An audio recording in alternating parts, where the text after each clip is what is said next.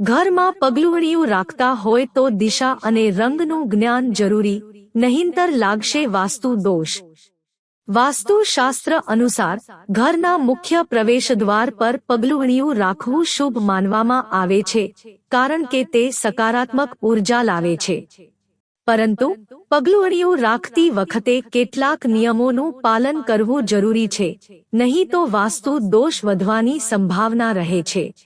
ચાલો જાણીએ દિશા અનુસાર કયા રંગનું પગલુંવડિયું રાખવું। 1. પૂર્વ દિશા।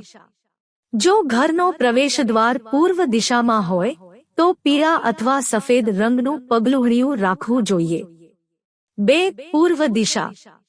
મુખ્ય દ્વાર પશ્ચિમ દિશામાં હોય તો લીલા, વાદળી અથવા સફેદ રંગનું પગલુંવડિયું યોગ્ય છે, કારણ કે આ દિશા શનિ ગ્રહની ગણાય છે। 3. ઉત્તર દિશા। ઉત્તર દિશા બુધ ગ્રહની દિશા છે। અહીં પ્રવેશદ્વાર હોય તો પીળા, સફેદ અથવા લીલા રંગનું પગલુંવડિયું રાખવું શુભ માનવામાં આવે છે। 4. દક્ષિણ દિશા। જો પ્રવેશદ્વાર દક્ષિણ દિશામાં હોય તો આ દિશા મંગળ ગ્રહની છે। અહીં લીલા, સફેદ અથવા ગુલાબી રંગનું પગલુંવડિયું રાખવું જોઈએ। 5. પગલુંવડિયું। ઘરમાં મૂકવામાં આવતું પગલુંવડિયું કુદરતી ફાઇબર, કપાસ અથવા કોટનનું બનેલો હોવો જોઈએ, કારણ કે આવું પગલુંવડિયું ઘરમાં સકારાત્મક ઉર્જા લાવે છે।